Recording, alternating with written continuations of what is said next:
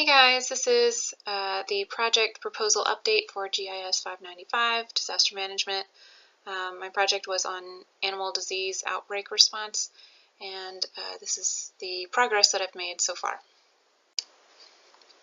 Okay, so previously I had most of the details of my scenario worked out except for the exact location of the scenario, and with the data collection I was able to determine that a few things needed to be updated, and the actual location will be in Robeson County, North Carolina in Fairmont.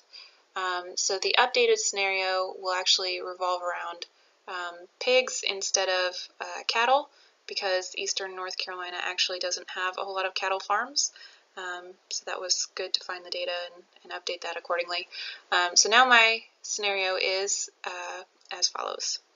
A shipment of piglets arrives at a wean-to-feeder farmer at 3120 WJ Road, Fairmont, North Carolina. Upon arrival to the farm, the local veterinarian is contacted to make a health inspection of the young stock.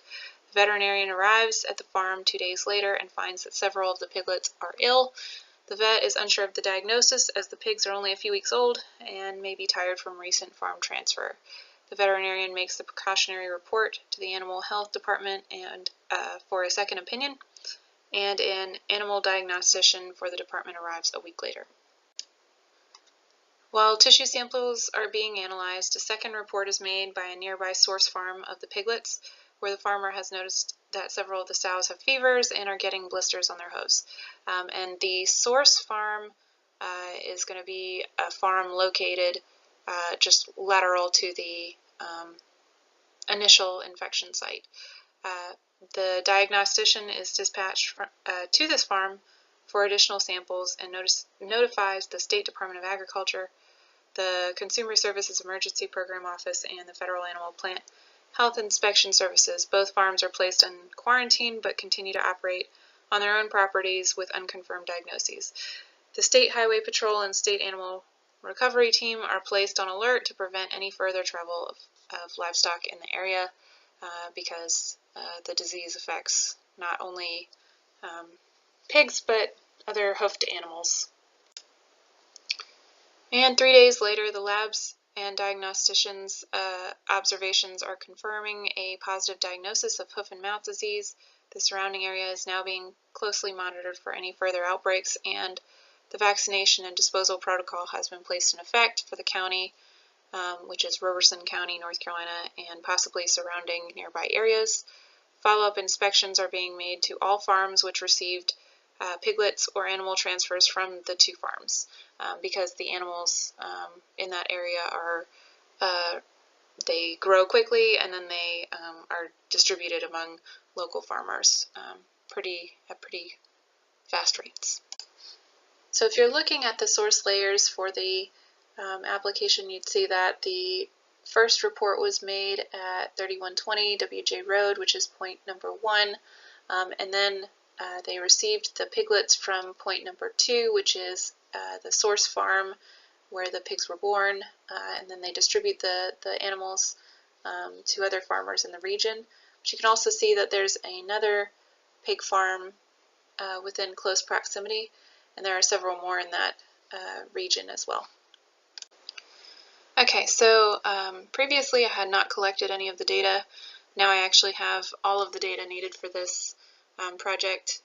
I was able to find animal operations locations from NC1Map, and that contains all of the licensed farms in North Carolina and the type of animal that they have there, and also the number of animals that are on the farm. So that was a really good starting point for me. And then I was able to find Robeson County zoning from the tax department there, and it indicates agricultural areas and commercial areas and industrial areas, so that I can isolate areas that might not be affected or areas that might be affected within that area. I downloaded the parcel boundaries from NC1Map, socio and economic data from American Community Survey, Also got the state maintained roads from NCDOT, and you can look in that area, and most of the roads over there are pretty much all state roads. They don't have as many local roads in that area. It's a county area. And then was able to get water boundaries for rivers and streams, weather conditions from NOAA, specifically the precipitation radar and current wind speeds and directions represented as like their little arrows pointing in the direction of the wind. And then also downloaded the elevation from NC1 Map. And then for the analysis part, some more information needs to be created. Possible infection sites needs to be created as an empty feature class, looking at point locations where users can input locations and attributes associated with the infection in that layer. And then quarantine zones and disposal zones will be created as polygons from the analysis of the possible infection sites.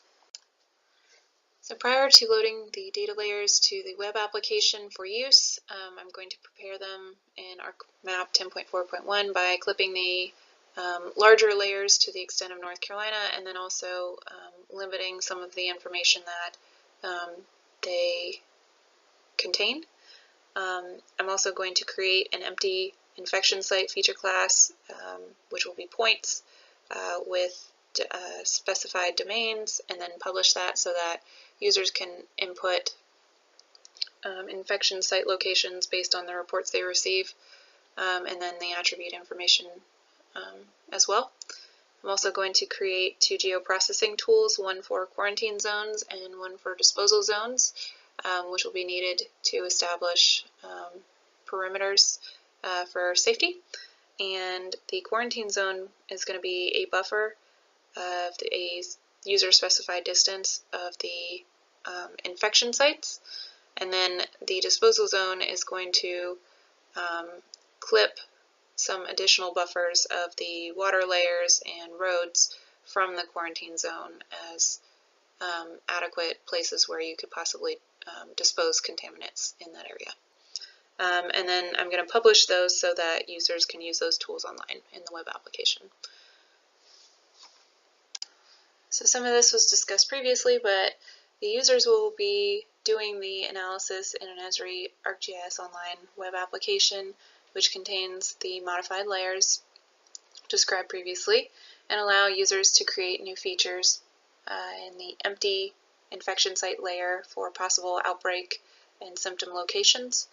Users will input the attribute details about the date reported, address of the location, the type of animal showing symptoms, number of animals showing symptoms, and the current investigation status and the quarantine status of the site.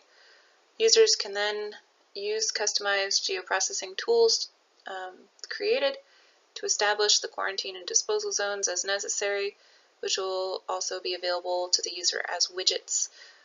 The layers created from the geoprocessing tools will then be added to the application for use and for public awareness. So as I mentioned, the delivery of the information will be web-based in an online application through ArcGIS Online in order to create publicly accessible information to the residents of the area as well as responders in order to monitor and communicate information about the outbreak. The people in the area can view current threats, and generally it's aimed at improving awareness of the situation. And then responders can add infection point locations and then establish perimeters for quarantine and disposal of contaminants.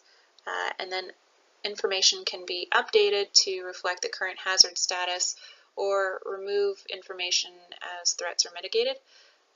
And then also the socioeconomic data will also be available so that people wanting to support their neighbors or state officials can use the information to help financially support the farmers that are being impacted for the recovery process. So the last things that I have due